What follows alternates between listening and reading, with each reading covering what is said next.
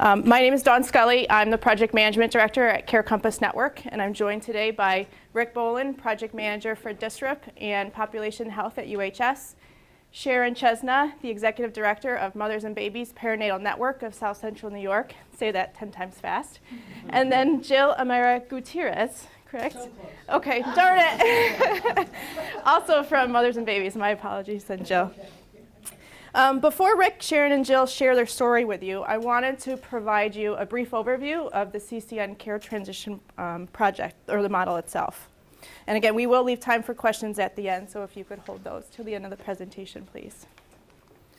So the original vision for the Care Transition Project was to ensure any Medicaid member discharged from a hospital had support for 30 days post-discharge. We estimated that 50% of the Medicaid members discharged from the hospital are eligible for services from either a Medicaid health home or a certified health agency. The other 50% are not eligible or decline such services. That's the population that a new model of care was developed for, and that's specifically what our health coach model is helping to support. So the approach involves forming partnerships and warm handoffs between hospitals and community-based organizations to collaborate and provide Medicaid members with a health coach upon hospital discharge. You're probably asking yourself, okay, well, what's a health coach and what do they do? The role of the health coach in the care transition model is to coach Medicaid members and family caregivers to promote skill transfer of self-care skills using the Coleman model for coordinated care. And I'll share a little bit further of what that means. So in prepping for this, I reached out to Sue Ellen Stewart, who is the Executive Director of Visiting Nurse Services in Ithaca and Tompkins County. She was the original creator of the health coach curriculum, as well as she's the one that actually provides the health coach training today. She shared with me these statements. She says, patients have confusion after discharge from any facility. A common statement reads much like this: when I was in the hospital, all I was focused on was getting home. And then I got home and I realized I didn't know what I needed to do. The focus of the care transitions model is to not only address this issue of confusion, but also prevention of patient harm. Care Transitions is a proven clinical model developed by Dr. Eric Coleman in Colorado. Our program incorporates the 4 major pillars utilized in his model. These pillars include medication review, symptom management, a follow-up physician appointment within 7 days of discharge, and encouraging the patient to use a personal health record. Our health coaches are taught to make a home visit within 24 to 48 hours post-discharge, and then make a series of phone calls over the next month following discharge. Utilizing these 4 pillars and combining them with health literacy and motivational interviewing techniques makes this a powerful program that is making a difference. So what are the requirements to participate in the project? From a hospital perspective, the hospital has a care transition project champion working directly with a community-based organization to set up the care transitions intervention health coach program. The hospital discharge planners identify eligible patients, they receive the patient's consent to enter into the program, and then they work with the health coach to set up a hospital visit and exchange related patient information. And then lastly, from a CBO perspective, at an organizational level, first of all, the organization must have an agreement and a business associate agreement with the hospital to receive referrals to provide the health coach services and to share patient information. Then the organization can identify internal staff to provide health coach services. This can be a community health worker, which is what you'll see in the model we're going to share with you today, or it could be any other staff member that where it aligns with their job description. For the health coach, that person that's identified to provide these services, they need to attend an 8-hour training, again with Sue Ellen and her organization, and they learn they're trained on how to be a successful health coach and provide the following health coach services, and these are what we expect from them. First of all, they'll visit a Medicaid member in the hospital prior to discharge. Having that face-to-face exchange and warm handoff from the hospital to the health coach has been very critical to actually have somebody they can see and can start to trust in order to go the next step with them with a home visit. We ask that there's one home visit, preferably within that 24 to 48 hours post-discharge with the member, and that doesn't have to be in their actual home. Our health coaches can actually meet them anywhere that the patient feels comfortable. Okay. Follow-up phone calls, so we ask that the health coach is following up weekly with the Medicaid member post-discharge in that weeks 2, 3, and 4. Could be any time in there. It's all based on their last contact with them and the follow-up things that are needed. If they're eligible, they would refer that patient to a Medicaid health home for continued care coordination support. And then lastly, provide a summary to the Medicaid member's PCP after the 30-day transition of care period ends. So at this time, I'd like to transfer over to Rick, and I'm going to switch microphones, so bear with us here. And Rick's going to go a little bit more in depth to share the details of the collaboration from the hospital perspective for you.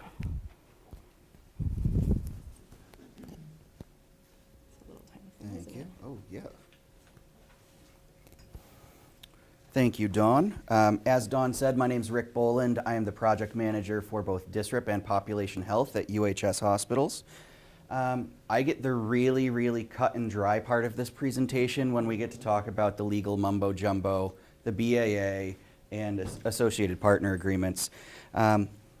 So when we started our DSRIP venture at UHS, we formed what we called the UHS DSRIP Steering Committee, which was a group of stakeholders from all over the UHS system entities that came together and discussed the DSRIP projects and what groups of patients we felt that we could make a measurable impact with. One of those groups that we felt that we could not and we needed some community support was mothers and newly born children. So we actually partnered with Sharon to create this collaboration. We developed our internal project team, which included folks from nursing, labor and delivery, case management, legal, all of that fun stuff. And our care transition team lead was Kim Brady. She's the system director of care management. So once we had that first team meeting, we started to look at what different parts of this project that Dawn outlined for the hospital were we not currently meeting. By and large, we had everything nailed down except for the personal health record, which was new to us. So what we did was work with our community and our other hospitals locally to create one health record for both Lourdes and UHS, so that patients, when they're discharged, regardless of which hospital they go to, they get a very similar document. There's no confusion for those that bounce between healthcare systems. We drafted a BAA with legal, including a lot of focuses with PHI and data sharing. Obviously, in a situation like this, we had to have risk management sign off on it because of the amount of PHI and sensitive information. And that took a while, I'm not going to lie. The process, Dawn went over in her slide, so I'm not going to spend too much time on this. But I will talk about our challenges.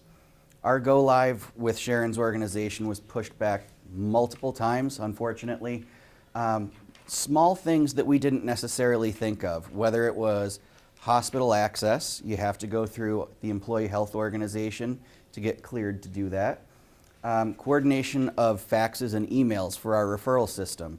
If your email address is not whitelisted, we cannot send you the information. If we don't have your exact IP address of the system it's going to, again, we can't send that information. So small things, but definitely hiccups nonetheless. Lastly, we had access issues, again, getting folks actually cleared to come into the hospital. So thankfully that's been resolved and it's been going very well so far. So on that note, I will hand it over to Sharon. Okay. And here's your microphone. I did the same thing. It's actually this thing. I think it's that extra long Yeah. tablecloth. Okay. So as long as I didn't wipe out while I was standing up, I'm going to do all right here. Okay. And which one do I use to go forward? The arrow. Okay. All right. So thank you again. We're very excited to be here, and I am with Mothers and Babies Perinatal Network, and I wanted to give you just a little bit of background first for those of you who aren't familiar with our organization. We are one of 16 perinatal networks in New York State. And the whole purpose of perinatal networks was, a call to action back in the late 80s, was to reduce the number of babies that die within the first... Oh, sorry. It fell down. It's for the recordings. It's not for you. So if you can't hear us, please let us know. So again, the purpose is to reduce the incidence of infant and maternal mortality and morbidity. So I thought it would be important to give you a little bit of the data. And again, for the purposes of definition, infant mortality is the death of any infant at birth or up to the first birthday. This is not a percentage. It is measured against the number of live births. So when you look at this data, our current rate for infant mortality in New York State being 4.7 per 1,000, or essentially 5 babies die for every 1,000 babies born. We cover an 8-county region. We term that the South Central New York area, and our data, and we capture it in 3-year terms because of the variability in the number of births throughout our region. Broome County actually has the highest numbers of births, which averages right around 2,000 annually. Many of our other counties, particularly our smaller counties like Tioga, Shenango, even Delaware, as large as it is, has a smaller population. They average right around 500 per year. So there's quite a bit of difference in there, and one infant death can really skew some data. So we look at them in 3-year periods. So you can see for our region overall, we're still right around that, almost 5 babies for every 1,000 births, may die on an annual basis. Important data for us that we look at constantly is our number of births. And this data right here was 6,071 births in the year of 2015. But really very important and really speaks to the program that we've entered into with the hospitals is over half of all of those births are paid for by Medicaid. Why are we concerned about that? We're concerned about that because oftentimes women may, especially previous to the Affordable Care Act, may not have had health insurance prior to pregnancy. That means they are probably not practicing good preventative care. They are not possibly in the best health. And essentially with all of those social determinants, poor nutrition, perhaps inadequate or unsafe housing. There's a lot of issues that go along with this. So it may mean that our moms who are being cared for during their pregnancy and have Medicaid coverage may not be as healthy going into pregnancy and may need more assistance. And we need to worry about those babies being as healthy as possible. As an organization, we focus on 4 core areas of services. Our perinatal programs, through which obviously we work very closely with pregnant women. In that capacity, we also work very closely with providers throughout our 8-county region. And in that capacity, we do a lot of collaborative initiatives to help engage women and also to provide with providers with advanced education. We have a smoking cessation program for pregnant and parenting women, and we have our Cribs for Kids program that I'll talk about in a few minutes. In our family support services, we operate our Parents as Leaders Family Resource Centers in Binghamton and in Norwich, and we also have our Women's Empowerment Program through Family Support Services. And our teen pregnancy prevention programs, which again very much correlate back to our mission around infant mortality, we're doing a lot of education in schools to help our adolescents understand the correlations between risk-taking behaviors, sexual activity, and trying to provide them with good, comprehensive sexual education. And then, of course, our health insurance programs, where we are a contractor for New York State, currently for the New York State of Health Marketplace, where anyone who needs health insurance can become enrolled. Through that, our navigators assist with that enrollment. And with our Community Health Advocacy Program, we are also helping anyone who has a problem with their insurance. If it's a denial of a service, a claim, an unaffordable copay, a prescription, whatever their need is, that's what we can do for them with our health insurance programs. So we're going to focus on, obviously, our perinatal services. That's where our Care Transitions project fell under. And I just wanted to note that, again, collaboration is sort of at the heart of every perinatal network. And throughout our 8-county region, we work with multiple organizations, again, in partnership for both education, community awareness, and also providing services for high-need women and families.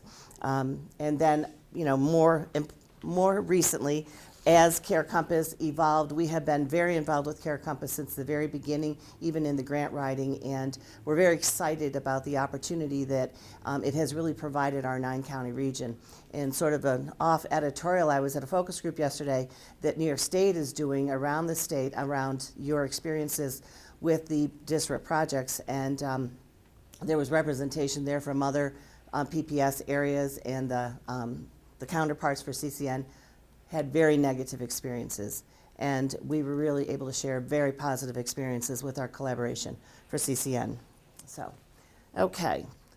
Very quickly, our primary contract that we have for our overflow of our perinatal programs is what's called the Maternal Infant Community Health Collaborative. It is a contract that we have for New York State, and there are 25 MISH projects around the state. This project, this funding stream, was the evolution from the initial funding, which was specifically for the development of perinatal networks. So it really follows our original mission to really build collaborations, to identify where there's gaps in services, to advance whatever is needed to improve birth outcomes, as well as pregnancy and general health outcomes for both mom, baby, and family. One of the key strategies, what really changed for us when the funding stream changed in 2013, was that was the first time we were able to begin hiring our community health workers. And the role of the community health workers is both outreach in the community and then working closely with women to connect them with whatever the services are that are most appropriate for them. Okay, so we had our initial meeting in July of 2017 with UHS, where in brainstorming, building further on our long history of collaboration, what we could do, and the concept of the care transitions program came up. And we were very, very excited about this opportunity. As Rick said, you know, it took us a while to get things going. We were actually able to put the BAA together in a very short period of time. It was actually signed by the end of September, and we technically had a contract that began October 1. But then, as Rick referenced, many of the back of the scene, you know, documentation and all of those things, the planning took much longer than we'd all anticipated. And so we really didn't begin getting referrals until April of 2018. And then we got busy.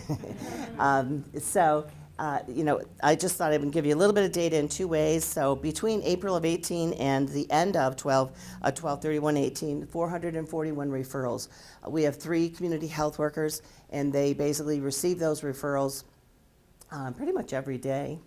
Yep, and we also, by the way, have another contract with Lourdes, and it's very much the same service, shaped a little bit differently. But we're going to focus on this because, again, it's specifically the contract through Care Compass. So with those referrals, we saw 441 women post-delivery at UHS. And what is exciting about this, and this is where we're going to focus a little bit, is that as we were doing the planning for the care transitions is available in many other departments in the hospitals. As Rick said, they determine, you know, where they see their readmission rates, and they really concentrate them there. Oftentimes it's med-surg, some of the chronic disease, coronary, all of those. And we were hearing that the acceptance rate of the home visit was very low, so we weren't terribly optimistic about that. So as we began looking at our data at the end of 2018, to see that we had a 62% acceptance rate for the home visits was pretty astounding, definitely much higher than what we had been aware of through the other programs. And with only, so we can get the women to say yes when they're at the hospital, but as anyone who's done home visiting or has a home visiting program knows, oftentimes you may get to the home and they're not there, or the location that we've agreed upon. So we did have an 18% no-show rate for those first 8 months. But on the other hand, we turned it around, and that's an 82% acceptance rate. And so that's very, very good. As Dawn mentioned, the idea of the follow-up phone calls, the goal is 3 phone calls per individual client. You can see just from the math that we didn't really get that average of 3. A lot of it has to do with disconnected phones. Other is that sometimes women just don't feel that they need that frequency of calls, especially if they've been involved with some other programs. And again, that last piece is providing all of that feedback to their provider. So we also do like to say that they're getting a double bang for their buck on the reimbursement of this, because we're sending the information both to the provider who provided the obstetrical care. That may be an OB, but it also may be a family practice provider, and we're providing it back to the pediatric or family practice provider for the child. Okay. Okay, our data. So what we did now look at is full look back. So since the inception of the program in April of 18, it's been a total of 2,022 hospital visits. Pretty significant. We honestly didn't think our numbers were going to be that high. So it's kept our staff very busy. And we've had a very high acceptance rate, again, a 66% acceptance rate overall for that home visit, and then 80% completion rate of home visits. And those are the numbers with the phone follow-up. One point on that, keep in mind there's that 30-day window for there, and so some of those may still be not captured for us.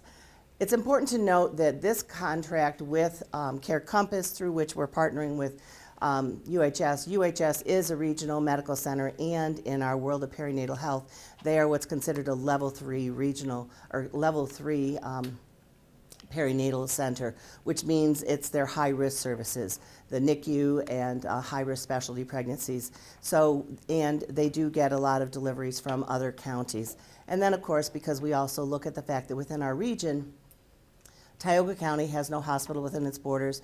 Delaware County has no delivering hospital within its borders. And so some women need to go out of county for their deliveries, and others may choose to come into Broome County and to UHS. So we thought we would break out the data regarding the county of residence.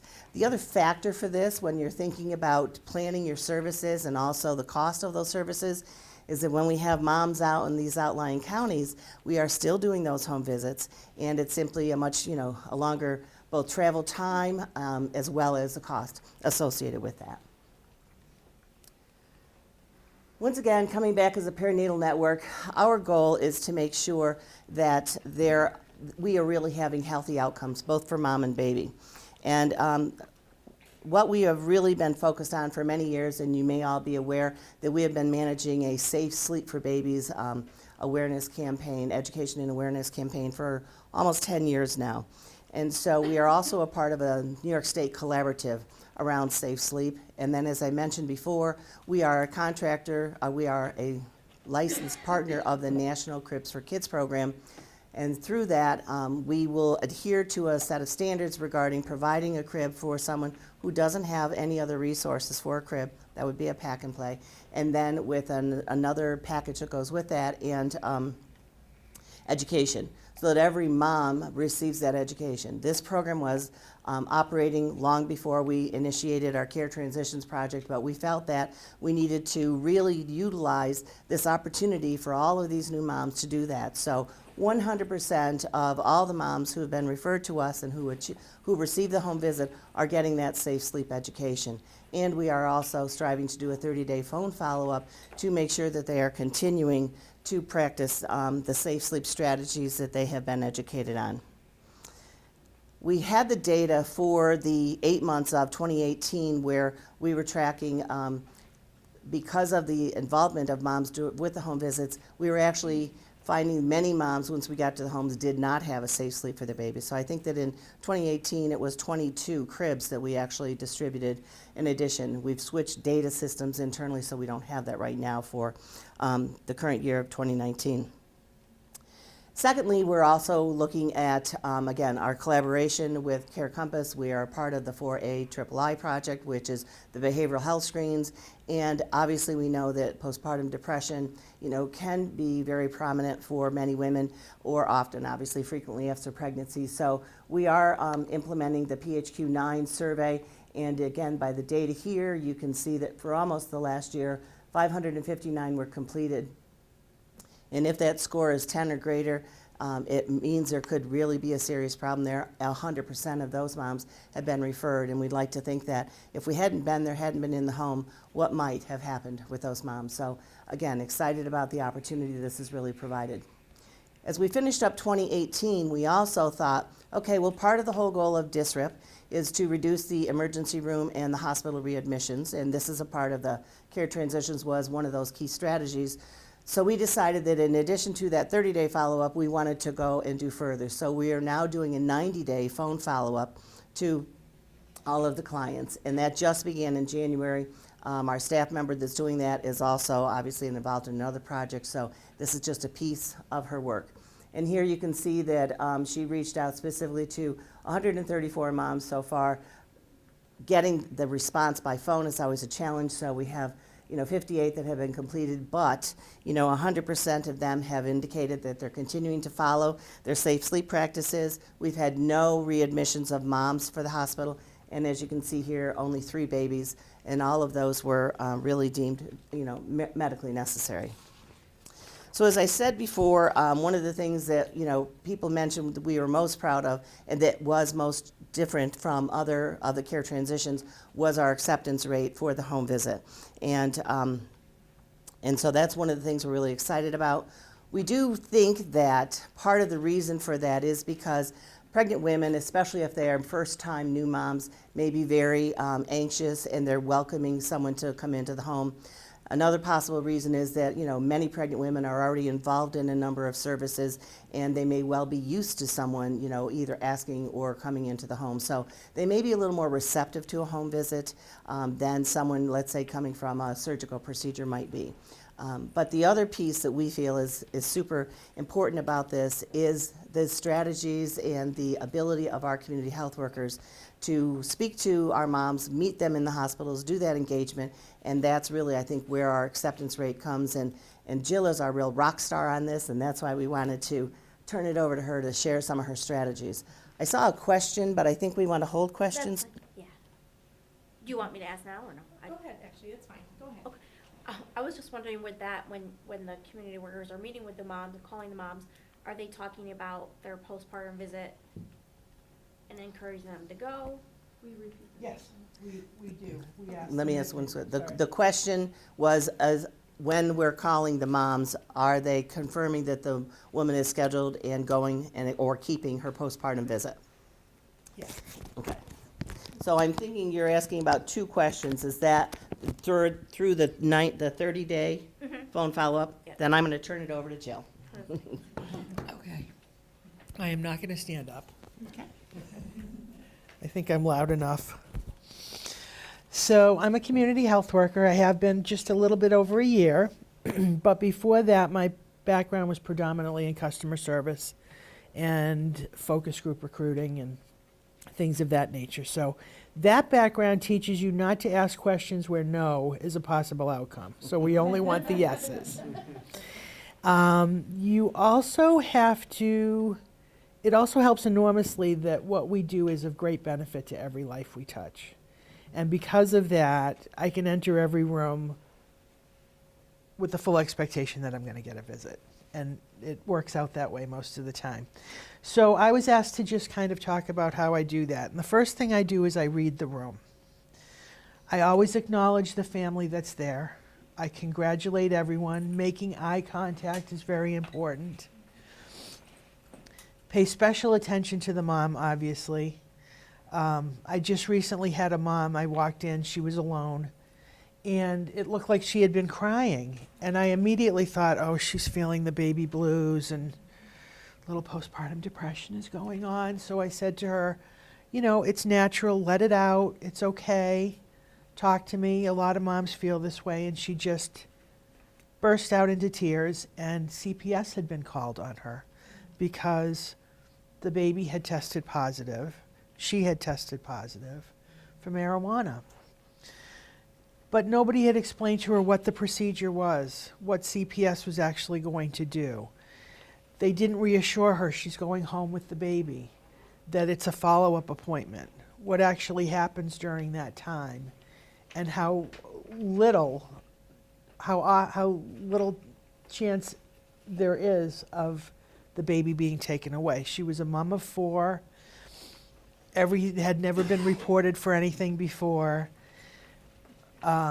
We talked, I established that her house was clean and in order, that the other kids were doing fine, that she had a positive relationship with her partner, and it calmed her down. She began to relax. I was touching her ankle while I was talking to her. Sometimes you can get away with that, sometimes you can't. That physical touch is really important. And sometimes they just need a hug. And it works very well. It can diffuse a situation.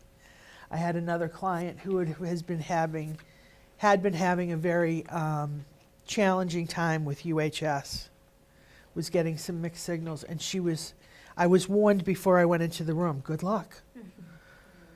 You know, good luck with her. She's kind of crazy. She was fine. She was just upset. She needed a hug. She needed somebody to talk to. She needed to vent. That's what we're there for. We're not just there to get an appointment. We're there to connect. And therefore, it's easier to get an appointment. So after you make those first initial connections, I go off script. I always ask how people are feeling. I always ask if they've had a boy or a girl and what they name the baby and how much I love that name, even when it's a name you can't really love or spell, but I always compliment. I always ask when the baby was born, and then I tell the mom how fantastic she looks, because you feel like you don't feel that great after you have a baby, and it's nice to hear you look good. So that's another little thing. And then I go to the intake form and I ask the scripted questions, but I try to keep them on a conversational level. I leave room to interject with resources and services. I probe to see what services or resources they may need when I come out to visit, because again, I am coming out to visit. If they're breastfeeding, I ask how that's going. I encourage them to use the resources that are available to them at UHS or Lourdes, wherever we're going. And these personal observations and touches I've found makes it hard to turn down a visit. But again, you have to truly be interested. You have to truly like people. And then you ask, when's a great time for me to come out? What day do you prefer? And then just book the appointment. And that sets us off on our adventure with this new mom. That's about it. If anybody has any questions.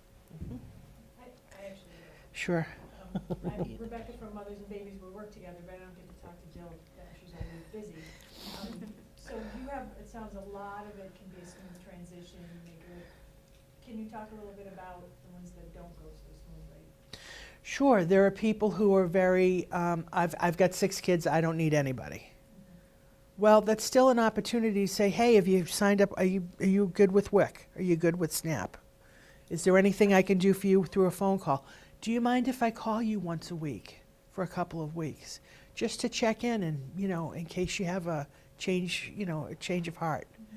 We can do some stuff on the phone. Is that all right with you? I very rarely have people who are angry. I have people who are tired, and that's okay. Again, you read the room. Maybe come back the next day. If they're with the nurse, come back in 10 minutes. But very, very few people are angry. Most people are receptive, and you can accomplish as much on the phone if you really care and take the time with people. And you're filling out the paperwork while you're chatting with them, and that's okay. I mean, if they have 6 kids, they don't necessarily want to visit. Right. Sure. Sharon question. Now, I know 98% is fantastic for provider feedback, but you know where I'm going to go. The 2% that don't get feedback, what are the reasons for that? I know it's not a large number at all. This was of the visits when you were talking about the follow-up phone calls and the 441 referrals. You said Right. there's 98% feedback to providers. So just to remind, the requirements under the care transitions model is that after we have completed that home visit and those phone follow-ups, that you do a report back to the provider, okay? And so Chris actually runs the program, and I'm going to have her answer how we have 2% that didn't happen. So those 2% essentially were just people who identified that they did not want any service from us at all. It may have been that, we got there and they were like, I think I changed my mind, or I got there and their parents were involved and they thought, this is not a good time. There was really nothing to tell the provider. Okay. you know, we could have written a letter and said, hey, we tried, we got there, and they decided no, but there was really just nothing to say. So essentially, you had 100% feedback to the providers. It was just a choice by them not to really fully explore the visit. Right, but because they were included in our Right. number of visits, then we have to include them. Very pure, very pure. Because you really should have got a credit for 100%. Thanks. Hear that, Dawn? 100%. Loud and clear. Questions? Other questions? I do want to also say that, you know, as good as Jill is, the other thing that we do encourage all the CHWs to do is let them know that, you know, when we come out to the home, we have some goodies for you and the baby. And so this is the bag that they take out, and it is our safe sleep message in both English and Spanish. And Jill, you may have to help me with this because I'm going to let you explain it. How's that? All right. I'll give I you, lead make with sure the you little need this stuff. because they're recording. I lead with the little stuff and then build up to the big reveal. We have a book. We have a great little book, a hardcover book. And this is great if there are toddlers in the house and they're sort of in the room circling. You have something to give to them. So that's nice. We have a great onesie that we just, that came up with that says this side up. And on the back it says, if I'm sleeping, turn me over. And I love it because it looks like a sunny side up egg. I love that. That's cute. And then we have, it differs. It actually differs every month with what we have and what we've had contributed. And right now we have some gripe water and we've got Aquaphor. But the big thing is the sleep sack, which is wonderful because not only is it a great present, but because one of the emphasis that we try to get across is not to use a blanket. No blankets in the crib. Doesn't matter what time of the year it is. Dead of winter, babies don't need a blanket for temperature reasons, but mostly for safety reasons. So this is a wonderful gift. And I have never seen one mom who didn't adore it. Absolutely love it. And then we have all our educational material. What education do you go to? Oh, well, I start with oral health, always. Talks about childhood caries, which used to be called bottle tooth decay. Always ask if they, and I go into detail with it. And we talk about massaging gums and tongues, and do you have a dentist, and where they can go if they do or do not. We talk about birth spacing, family planning. We talk about immunizations, if they immunize, why they should immunize, what is out there to immunize, and we usually give schedules. Breastfeeding tips, support groups where they can call if they are breastfeeding and they need support of any kind. This is really great because breastfeeding is challenging and there are so many resources out there that if somebody needs support, there shouldn't be any reason why they don't have it. We reiterate the shaken baby syndrome. New moms are given this in the hospital. They're shown a video. Repeat moms are not anymore. So we do go over shaken baby syndrome. We talk about, we have a great little milestone book that you can make check marks in and make notes in, take it to the doctor, what the baby should be doing, when they should be doing it. We then talk about how you've been feeling emotionally. We haven't gotten to the PHQ-9 yet, but we sort of do a check-in, how you feeling? PHQ-9 is the questionnaire where we sort of take the temperature of the mom to see how she's feeling emotionally. And it's one of the things in our file that we do with the postpartum mom. And it just kind of gives us a number from 0 to 20. And the higher the number is, the more crucial the referral is. And it can go from just like, chatting like a normal. Do you have little energy or are you tired? Of course they are. They just had a baby. Everybody answers that with at least a 1. But you can get. We had one mom who was a 19, and so you have to do a little bit more of an intervention with somebody like that. You can't just walk out of a house when somebody is feeling that lousy. So what do you do? Well, depending on the score, we refer them to their primary care, mental health, CPAP. Got to call, and get, we got to get you some critical intervention before we can, before I can leave. I've not personally had that happen. I believe Sadie did. Sadie was a community health worker, and she had to call. Christy, I think she had to call CPAP, and they came out and they got the ball rolling to get the mom on the right track. But sometimes it's just a matter of I'm not doing really well breastfeeding, and I kind of feel like a failure. What can I do? And so we've got the breastfeeding support groups. We can make phone calls with the new moms. We can sit with them while they get help. We can go with them to doctor's appointments. We can just be there to listen and, move on. And then we have our safe sleep. Then we do safe sleep. I do this usually at the end. This is where we also keep our recall information, and we have some more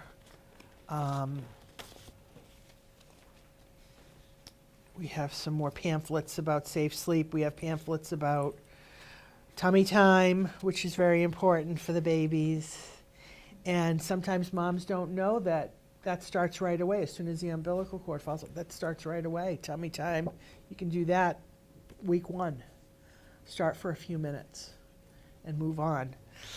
We have a really great book that talks about safe sleep, talks about SIDS and other sleep-related causes of death.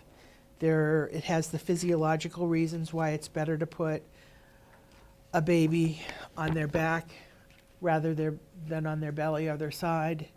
And so it gives pictures and tells you why.